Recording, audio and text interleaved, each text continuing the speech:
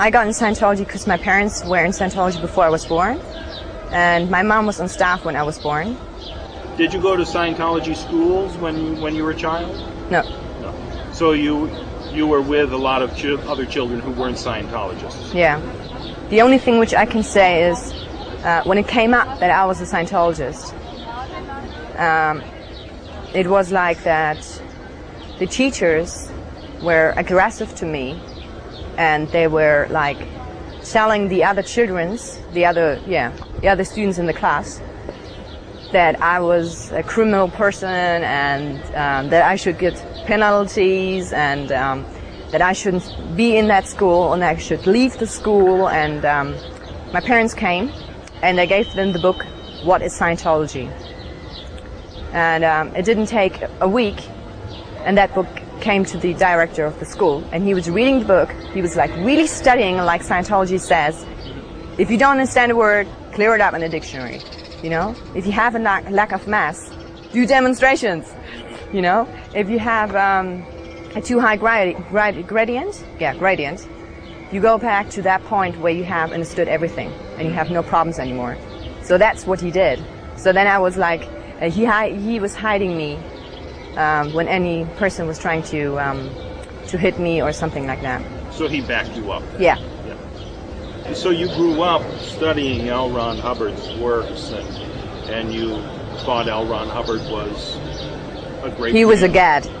He was like, for me, he was my god.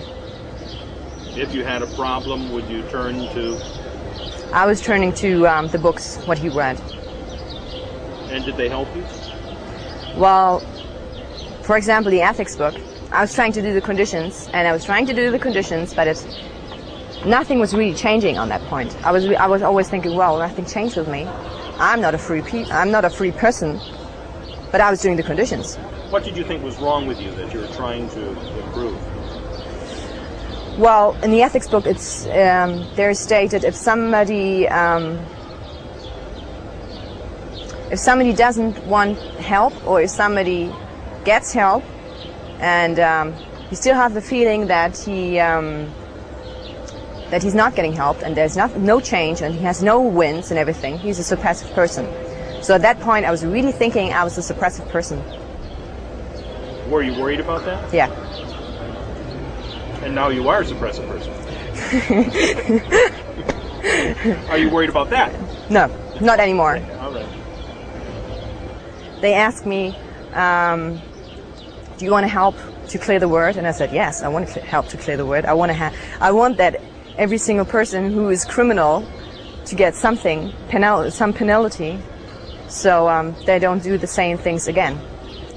So they told me, well, you're on the right place. You have to go to the Sea Org, and you do some stuff. You do mass work before, and then you do courses, 6 courses. And I said, okay, well, what kind of mass work do I do? And they said, well, you're going to clean the toilets. And 2 days later, I was on the EPF, and the first 1.5 weeks, I was crying every single day. I was like really6 because I was missing my parents. And I spoke to my parents about 3 times a day. At that point, I didn't go to school. I did about 8 or 9 months I was doing mess work and doing the EPF, and I had pain like everywhere in my body. I couldn't work anymore, so I didn't do the mess work. I didn't continue the mess work. I started working in the qual office, and then the captain of ASH UK, she was saying, Darlene, I just know Darlene, that's what her name is. And she went to the qualsec and told them, listen, she has to go on mess work to do the real EPF, or otherwise she has to go back to Germany. So he was asking me if I want to continue the mess work, and I said, no, I'm not going to continue the mess work. I want to go home to my parents. Were you surprised that you had to clean toilets, things like that? I wasn't really surprised to clean. I wasn't surprised to clean the toilets. I was more surprised what kind of mess work I had to do. Because one kind of mess work I did was, you know St. Hill, right? A little bit? I know of it. I've never been there. Okay. Well, you know there's St. Hill. Here is St. Hill Manor, where L. Ron Hubbard has lived, and there is the castle, and here is the hill, and here is the lake. And everything which comes from the toilets goes through the lake, through a pipe. And that pipe was broken. So me as an APFer, I had to take the shit from the toilets out from the lake with a jumpsuit, right, and with my hands. And I couldn't believe that I should do that. Or like building castles. How many people were doing that with you? We were 4 people. 4 people? Mm. And you did this for how long? For 1.5 weeks. And did anyone protest?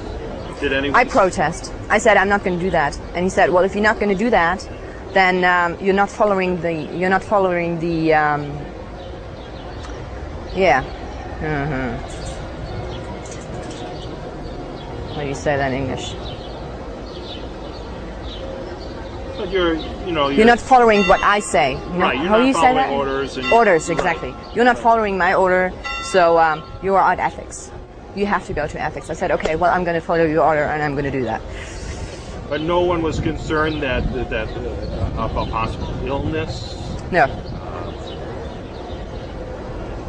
If you're ill, you're PTS, and you have out ethics. So if you're ill, it's your fault. Yeah. It's not bacteria. No, the crap it's your that fault. You're carrying around. Exactly, because you did out ethics. You have OWs. So the only reason why you can go PTS on somebody or something, you have OWs. So you did this for a week and a half. Yeah. And what else did they have you doing? Well, I built the stables. Build them? You were out there with hammers and nails and Yeah, saws exactly. Or I was raking. You know, in St. Hill, everywhere is grass. Yes. So we were raking all grass in St. Hill.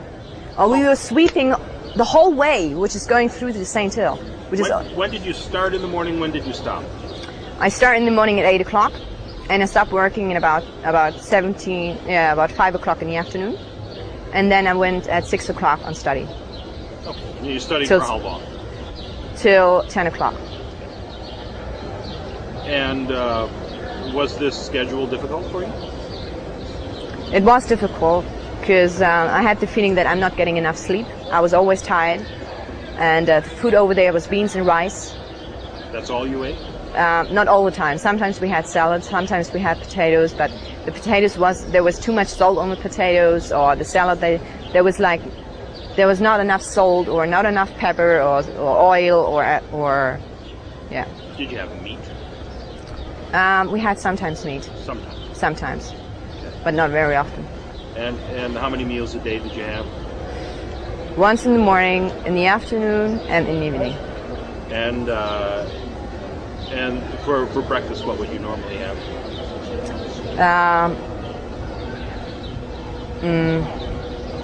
Sometimes we had toast, cheese toast, or we had eggs, Okay. or sometimes we didn't have enough time to eat breakfast. And then you're Yeah. you'd go without breakfast, and you'd be out there working all day long. But your other 2 meals in the day were ordinarily what you said before, rice and beans and cabbage. Well, rice and beans came when when ASHUK didn't make enough money. Basically, they're doing the money. Right. So, and if they're not doing enough money, the whole crew, the whole St. Hill crew, gets shit food, except CMO and CLO, and the rest get shit food. So because the org was down stat, you suffered. Exactly. Did it make you want to work harder? Yeah. Did you feel it was right that you would be penalized like that? No. I had the feeling, if the crew ASHUK is not making enough money, it's not my fault. Because that's their job to make the money. It's not my job to make the money. My job was to do the math work, to go and study. Did you express that to people? No, if I would have, no. Some other person did that, and that person went to ethics. So you saw somebody I saw that, punished, yeah. and that silenced you. Exactly. But this mess work was first couple of weeks, you said, or 8 months. 8 months. Yeah, I did that 8 months. Before you were worthy of joining the Sea Org. The first time I didn't really join the Sea Org because you have to finish the EPF, and And if you don't finish the EPF, you're not starting to be a Sea Org member. You're not a Sea Org member before you haven't finished the EPF. So the second time when I went on the EPF, I finished the EPF during, I think I took 3 or 4 weeks. And yeah, and then I was a Sea Org member. And what were the courses you took at that point?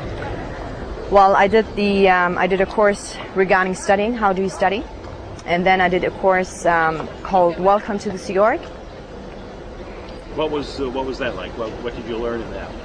Well, how is the ship built? What kind of why is the Sea Org? But you weren't on a ship. No, I wasn't on a ship. But you had to learn how the ship was built? Exactly, because the Sea Org is like a ship. Like if you were on the ship. I see. What do you learn in the ethics course? Everything about ethics. Yeah, I had to read the whole ethics book and about 30 other policies, FOs or HCO policies about ethics. I was never in Scientology. It seems like Scientology's idea of ethics is far different from the real world's view of ethics. Were there any contrasts that you saw in Scientology ethics? Is there anything that we would find interesting?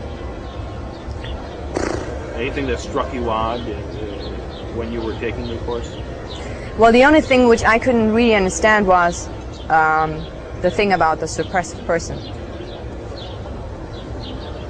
Because there is like about 20 points about a suppressive person. And I was like thinking, well, okay, my dad is a suppressive person, my grandma is a suppressive person, you know. That was the kind of thought I had when I was reading it. So that's the reason why I couldn't understand it. You thought they fell into these traits that made up a suppressive person? Exactly. And during that time, I was also thinking that I myself was a suppressive person. And yet they were good Scientologists, weren't they? Yeah. And then there was coming one point where it says, a suppressive person never thinks that he is a suppressive person. So somebody who thinks he is a suppressive person isn't a suppressive person. That sounds like L. Ron Hubbard thinking. Yeah. So you're back with your family for how long again before you go back? I came back when I was, I think, about 1 or 2 months before I was getting 14. And then I was till I was 15 there. And in the summer holidays of Munich, I think that was a July or something. July, I think 92 or 91 or something. I went back to St. Hill. But the only reason why I went back to St. Hill was because I was actually supposed to go on stage and sing. But But at the first time I came there, they grabbed me and they would bring me to the recruitment office. And they told me, well, everything what happened in the past is all cancelled. It happened and nobody's going to look at it. And you have a new chance to come to the Sea Org, to do the EPF, to finish the EPF. Everything has changed. The rule has been harder, and the EPFIC has harder rules, and he really has to take care of his EPFer, and the CMO is pushing everything and things like that. And they gave the promise that I'm going to go to school, and I told them, well, if I can do a career as a singer in the Sea Org, I'm going to come. Otherwise, I'm not going to sign the contract. And they promised. And they promised that I go to school, and it never happened. So when you came back, did you have to go through the EPF again? Yeah. And was it as brutal? Well, I didn't do the same thing like with the lake story there. Right. But I guess the pipe was probably fixed by then. Yeah, exactly. So what type of things did they have you doing then? I was helping to build Walsh Manor. This is like a real big building, like about this building. Okay. And I was helping to build that building. This is the building for all staffs in the UK and all Sea Org members in the UK where they live. And same type of schedule, 8 till 5, then study at night. How long were you working on this then? 4 weeks. 4 weeks, and then you graduated this time, and you became part of the Sea Org. Exactly. And what was that like? I was feeling like, man, I did it. I really did it. Yeah. So you had a win. Yeah, I had a real big win.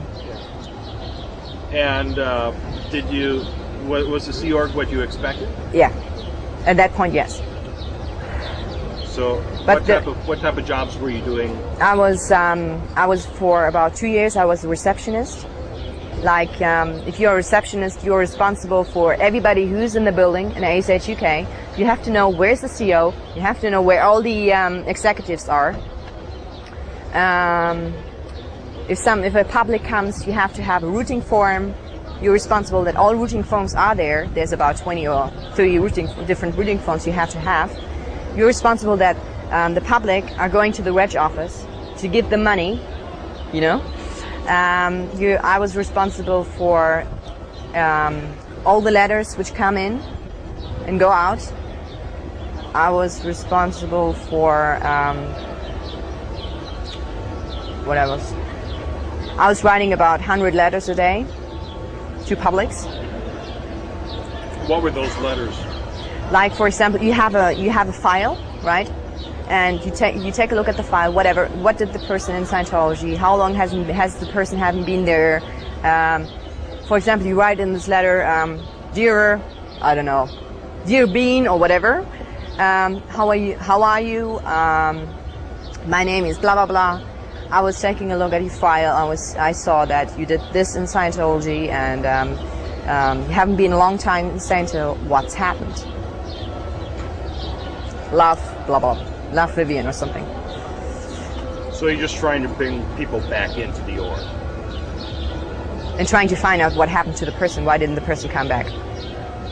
The first year, I've seen my parents Christmas for 3 days, and then when I came back. No, before I wanted to go, I had a CSW. The CSW was approved. CSW is like completed situation work. Exactly. So there you have to explain, for example, you have to explain the situation. I want to go to Germany to my parents. Then you have to write why. For example, I was writing, I haven't seen my parents for 1 year. And I have got 2 sisters, and I want to see my sisters. I want to have a little bit of time with my family. And then you have to write what was the other point? I can't remember. And then you have to write, please approve the CSW. And then you have approve and disapprove. So she let me go to my parents. When I came back after 3 days, I went to ethics because she says I was blown. I had to write OWs, overts and withals, and had to do the conditions from treason onwards. Did you find that helpful? No. I was pissed. Had you blown? Pardon me? Had you blown at that point? No. The CSW was approved. Mm-hmm. Did this make you want to blow? Yes. How long after this incident did you actually blow? I never blow. You never did? No. So how did you leave Scientology? Well, there was a situation, which I have to say, when I was still the receptionist, Tanya was a friend of mine, and I had a 2D. You know 2D? 2D, no. Second dynamic. That means boyfriend. Oh, okay. I had a boyfriend, and he was the FBO, the finance banking officer, and he was working in Birmingham. And we had some troubles because his boss, we had the feeling that she was doing third partying. You know third partying? Yes. Explain it to me, though.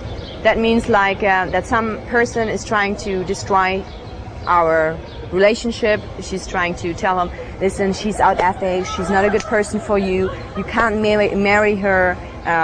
She's not doing a good job. And it's not a good idea because you're in Birmingham, she's in ASH, you can't see each other every single day. You see in, every 2 weeks or every 4 weeks or something.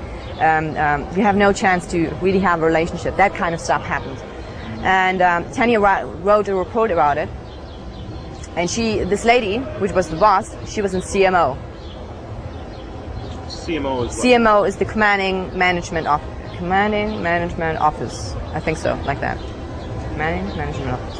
Yeah, Commanding Management Office, exactly. And this is the highest organization in St. Hill. And what was the result of? The result was I was taken off my post, and I went to ethics. You went to ethics because she was writing a report. I had to go to the boss of the boss from the FBO, yeah. And she was asking me why did I say that and blah blah blah blah blah blah blah. And this went like on and on and on and on. And she says, well, you're gonna go to ethics and you're gonna write your Ws because you have something fault with you. Your personality is fault. So I went to ethics, and yeah, I finished the relationship between me and him. And some other time there was another boy, and he came from Venezuela. He was working in the Freewinds office. You know what Freewinds office is? Well. You know the Freewinds, right? Yeah, that's the ship, yeah, right? Exactly. That's the ship where you can do your OT8. So he was working for the office, for the Freewinds office. The Freewinds office has the responsibility to get people on the ship, to get revitalized on Scientology, to get them, you know, move up the bridge or do OT8 or something like that. So first of all, we started to have a relationship like brother and sister, right? And this went like more and more, so a real relationship. And I mean, we were really in love to each other. And was it easy having a relationship in Scientology? No, because when you're in a Sea Org, you're not allowed to have sex, or you're not allowed to do heavy petting. I wanted to find out, you know. I wanted to find out how is sex, you know. I didn't know anything. Did you have any education in No. it? No. Nothing. There was no one you could turn to? No. So we did more than we were allowed to, and we swore to each other. We say we are not going to say anything like this. 2 weeks later, it came up. He got an interview with the not with Cielo.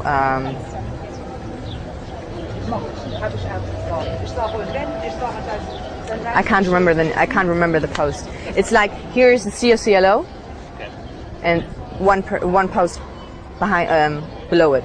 Okay. So that guy, he was asking him questions like, well, what kind of relationship do you have with Vivien? You know, and he broke the swore, and he told him everything. He went to ethics, and he did the EPF again. And me, I went to ethics. I got asked again. I was shut in a room for about 3 days to write OWs, to write everything down about it. And there was another situation come up with another guy. With me. Yeah. With another guy, and you know, if you do liability, you know liability, right? Okay, that's one of the conditions you do. So I wrote down a knowledge report about somebody else who was doing, who went out to eat with me, who was married, and who slept with me, and who was pushing me to do that, which I didn't want to do. And this report went to the COCMO, and I had to speak with her about it. I spoke with her about it. I swore her, this is the truth. I wrote down. She didn't believe me. She was asking him about it. He was saying, this is not true. We never slept with each other. I never told her to do that, etc. So then I got on like the call sec from the CMO, right? She's like, I don't really know what she actually does. The only thing I know is that I went on the e-meter, and she was asking me questions like, is that the truth? And, you know, I had to tell her the whole situation again. And the needle was floating. So if the needle is floating, I was telling the truth. So he left the post. He went to ethics. And I was still in ethics. And the RTC office was there. and I was still writing OWs, and I had to go to the e-meter so they can check if I was finished with the OWs. I did this about 5 times, and they told me, you're not finished with the OWs, you can go back to write your OWs. I wrote about 4 weeks, I wrote OWs. And then I started writing OWs, which I've never done, you know, to write another OW, so that I wrote this OW, which is not true, I never did this OW, you know, because I didn't know any OWs anymore. So then I went to then I went on the e-meter, and the needle was still not floating, you know. And then I said, okay, well listen guys, fuck off. I'm not going to continue my OW writing. I wrote my OWs, and if you not believe that I'm finished, I'm not going to do it anymore. I'm going to sit somewhere and I'm going to wait till I can go. So then they told me, you know, there's an FO. The FO is called out 2D. No, 2D rules. And in this FO is stated what happens to somebody who goes out 2D. And usually, if you would have been on a ship and you went out 2D, you know, they're gonna take you and throw you overboard. So they wanted me to go on the RPF, and I knew that I had somebody's friend of my parents was on the RPF for 6 years. So I said, I am not going to go on the RPF, because if I go on the RPF, I'm going to take maybe 8 years. So then I said, well, I'm going to leave the Sea Org. So then they were trying to tell me, well, if you leave the Sea Org, you still have OWs and blah, blah, blah. And you know, out-int? You know that? Out-int? No? Out-int is like, you know, the Scientologists, they say you have a Satan, you are a Satan, and you have a body. And if you have problems that your Satan comes into your body and leaves the body, if you have problems with it, you get like, you get headache pain, your whole body is painful, you're feeling sick, and like things like that. And the CS was saying, you are out. You're out-int. So usually what happens if somebody is out-in is the person gets a rundown, an out-in rundown. And until this rundown is not finished, the person is not allowed to study, is not allowed to get any kind of work clearing, the person is not allowed to get anything else on the bridge or sec checks or things like that. What happens? I got a sec check, and I was still out-in. So I got the sec check, and in the sec check came up that my needle was floating all the time when I wrote my Ws, and I went there and, you know, I took the cans. And although it came out like, you know, in this 4 months I was 20, you know, I was like, for 4 months I got 24 hours watched. For 4 months? 4 months, yeah. Somebody was watching you 24 hours a day? Yeah. Security. How do they do that? Well, wherever I wanted to go, somebody has to come with me. If I wanted to go to the toilet, somebody has to come with me and stand in front of the toilet and check if I was still in the toilet. So if I wanted to go eat, I was eating with the RPF people. If I wanted to talk to my parents, somebody who speaks German has to listen to the phone call. So then it came up that I was telling my parents that I'm getting a fitness board and I'm going to root out of the Sea Org. So I was told, well, there's a policy called leaving and lease. And in this policy, you're not allowed to tell anybody when you're leaving somewhere. So, and in the sec check, it came up. And they were trying to tell me that this is my penalty, that I should get penalty for it. That I'm a suppressive person. Because in this policy says, if somebody tells that the person's going to go, the person gets a suppressive. It's like the person gets to a suppressive person. So, well, this came up and this came up. And when I came out of this session and I had to go to the examiner, you know, you have to take the cans again and it's going to check if the session is okay. I was red tagged. And red tag means that the session was not successful. There's something happened in session which was not right. And the person has like, the reactive mind is going completely crazy, or it could be like that the person, like after a few hours, the person gets sick, or the person whatever happens to the person. This happened. So I went in session again within 24 hours, because if you don't get in session within 24 hours, all stats of the HEC is 0. So I went back in session, and they were asking me, they gave me some list, whatever it was, I can't remember. And they were asking me some questions if there is something happened in session which I was not agreed with. I said yes. The point of that, I was violating the policy leaving a lease. I said, listen, I'm not violating this policy. I just told my parents that I'm going to come back to Germany. And this is not violating this policy. Because I didn't tell anybody of St. Hill Manor that I'm leaving the Sea Org. I didn't tell it. Why would that be such a big crime if you had told somebody? Well, this would mean that I have OWs, and this would mean that I would have criminal acts, and this would mean that I would maybe black PR the Sea Org and black PR Scientology. So would it? They get in danger. In essence, would your telling somebody in the Sea Org that you were leaving, would that maybe make them doubt? Yeah, exactly. And that's the reason why I was not allowed to tell. Well, in this 4 months I was studying, I was getting work clearing, which I wasn't allowed to. I was writing OWs. I was doing mess work.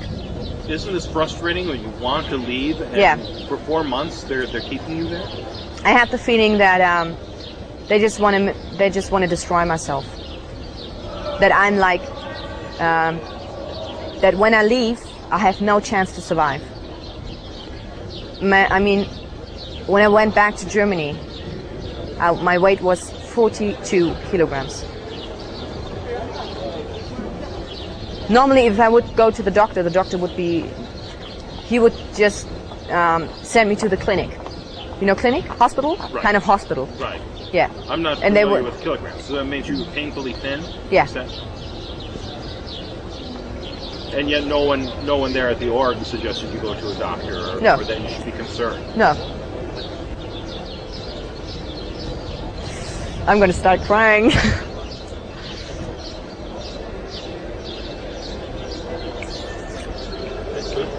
Were you concerned about your health at that point? Yeah.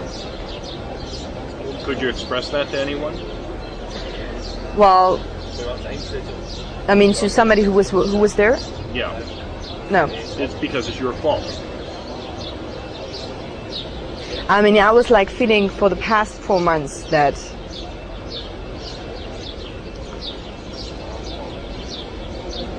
I was going step for step to that point that I'm going to die. You were wasting away emotionally and physically. And it was like in this 4 months I was not allowed to talk to my parents. You know, people from the outside who don't know Scientology, they ask, why didn't you just leave? Why didn't you? I was trying to leave. My aunt was coming over there. She's English and she's living in the UK, and she was visiting me, and she was waiting for an hour to see me till they found me, and she wanted me to come with her to go to drink a coffee. And at this point, when I wanted to go in this car, in this point when I wanted to jump in the car, the security guys came and they just took me away. They physically grabbed you and did not let you go. No. Where did they take you? On my arms. But they took on you their back. Shoulders, yeah. Right. They took you back and locked you in a room. They took me to security, and then I went to HCO, and they started to tell me that I have OWs, and I said I have no OWs. I can go on the e-meter. I have no problems with it. I went on the e-meter and had a floating needle.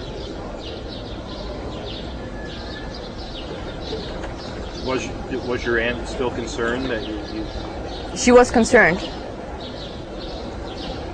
Did you find out later that people were trying to contact you? The only thing I heard from my grandma, because I'm in contact with my grandma since about, I think, 3 weeks or something like that. Ushi, she was the person who was helping me to get in contact with her, because all her sons and daughters, they're all in Scientology, except one person. So she went in contact with my grandma, and we did an appointment, and we saw each other, and she told me that my aunt was really concerned, and she wanted to find out what happened. How long after this before you finally were able to get out? How long after this incident where they took you physically? Yeah. What happened? Well,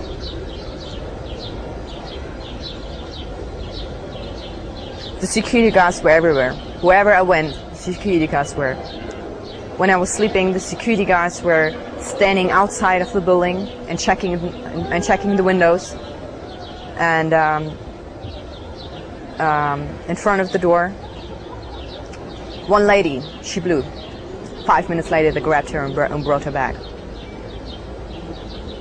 So then I saw, okay, you have no chance to blow. You have no fucking chance. So I said then, okay, well, you just have to wait till they leave you. What were you thinking? I mean, did this make any sense at all? That somebody wanted to leave and they couldn't? Well, I didn't understand it because when I signed the contract, they told me if you want to leave, you can leave. There's no problem. But that wasn't the case. No. So how did you get out?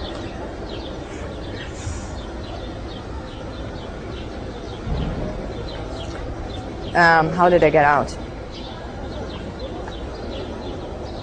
The RTC office was telling the CMO that to do everything that I leave the Sea Org, because I'm danger for the Sea Org, that I'm danger for Scientology if I still stay in Silent Hill. So by that time they wanted you out? Yeah. They were talking to my parents, and they were telling my parents that I'm going to come back to Germany. I was not allowed to talk to my parents all these 4 months, and they just told my parents, okay, listen, get a ticket for this lady tomorrow. She has to leave. We don't want her anymore. So my parents did this. They just organized the ticket. I came back. Just before I decided to leave Scientology was because my husband was homosexual, and I found that out after 4 months. And you got married at what age? 18. How old is he? Pardon me? How old is he? Was he? 31. And he was on staff in Hamburg. Well, he is on staff in Hamburg. He still is? He still is. So when I found that out, he kicked me out of the apartment, and I started to drink, to go and party every single weekend, I was starting to take drugs, to take grass. I was smoking grass. And you were still in Scientology? No. No, you had left. Yeah, but not officially. Okay. And then I gave myself up as an American. When I was in a disco, I met somebody who is American, and some German guy who's now my boyfriend, and we are together since then. And like after some time, ages and ages, my dad came to my boyfriend, and he said that I'm German, and he told the whole story. And he wanted to take me and to punish me for everything. So, well, at the next day I came to a friend of mine who's a Scientologist. Maybe she's not a Scientologist anymore, I don't know. And they said, okay, well listen, if you go to the org, and if you go on ethics, and you do the ethics program they give you, you can live there, and we're gonna support you on everything. Well, I did that, and then I got apartment. Then I was living in Wedel, which is about 30 kilometers from Hamburg, and I just left everything. I left my parents. I left this lady. I left everything. And after some time, No, my boyfriend. I told everything my boyfriend about the Sea Org, about Scientology, about everything. So he told me, listen, you have got there is two situations, me or Scientology. I said, listen, you. I don't want Scientology anymore. So he told me I was calling Ingrid. She was the ethics officer from Hamburg Org, and I told her, listen, I'm gonna leave Scientology, and I don't want to do anything in Scientology anymore. Nothing. I don't want any calls. I don't want any mail. I don't want anything. So she told me, okay, give me this in writing. So I wrote everything down. I told her, listen, I didn't go to school. I have no opportunity to do anything so I can work properly. I had no real children. I don't know how you call that in English. Childhood. Yeah. So these are the reasons, and I put the other point. I mean, whatever happened in the UK, this point. So I sent her that. 3 or 4 days later, my parents were standing in front of my apartment, and my mom came in. My dad left again. He just had an appointment or something. And my mom told me, okay, well, whatever happened, she started to talk to me, and then she came to the point, why do you want to leave Scientology? I said, listen, I want to leave Scientology whatever happened in the UK, and I'm pissed about the situation. I didn't go to school. You didn't take the responsibility that I go to school, and I have the damage now. And I have to put my life in a real position so I can really live and survive. And you didn't do your job as a mom. So she told me, okay, well, listen, what's going to happen in 50 years? I said, listen, I'm not going to change my decision, which I made. I don't want to be a Scientologist anymore. Whatever happened in Scientology, I don't want to have it anymore. I don't want to go through the same situations which I have done. So she told me, okay, well, I give you 1 week, and you can decide in this 1 week if you want to come back, or if you really want to be a non-Scientologist anymore. I said, okay. So she told me, well, if you leave Scientology, you are never going to come in contact anymore with your family, with your sisters, with me, with your aunts, with your grandma, with your grandpa, with nobody. You're not going to be in contact with anybody. And we don't want you. I said, okay. And then, I started crying about this. Because I was just thinking, which mom is doing this? So, I was like, when she left, I was just about to kill myself.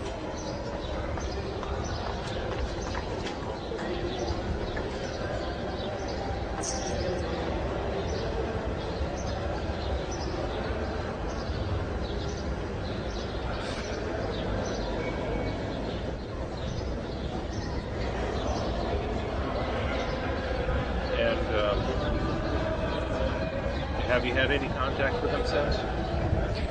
Well, I called my dad once because I needed to have the certificates that I was at school, so I could finish like the lowest class of school. Right. And then there came, he sent that letter. It goes through the post office, and I have to take it from the post office. So I went to the post office and got this letter, and in this letter he wrote a letter, and in this letter was written that that I would be a criminal and I would do criminal acts, and he never wants to talk to me again. He never wants to see me again, and nothing at all.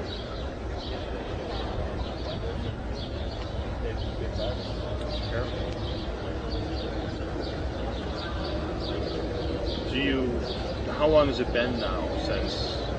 1.5 years.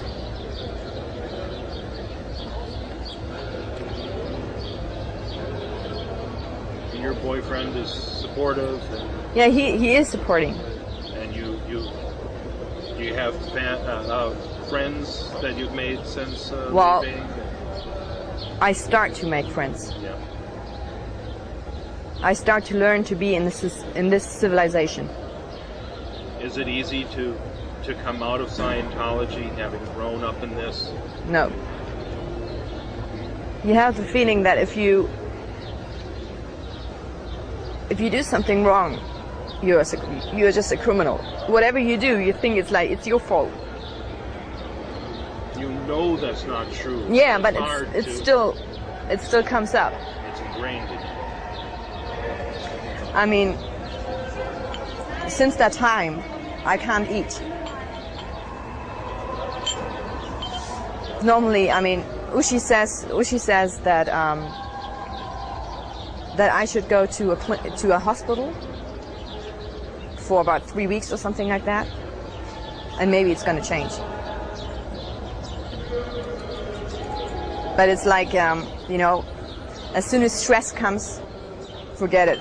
There's nothing is going to stay in my body. What would you like people to know about Scientology? That they are just criminal. They do what they want with you. They're starting to kill you in some little bits. And when they finish with you, it takes you a long time to start being yourself again, to start to want to live. It's like you can't, when you come out of that, you have like the feeling of, if there's coming some situations where you don't know what to do, or you can't confront the situation, you want to kill yourself. So that's the reason why I would say, anybody who wants to go to Scientology, just don't go. Sooner or later, you're going to kill yourself if something is not going to happen. Well, you're going to help people. Yeah, I'm going to help people. And people are going to help you. Yeah. Thank you.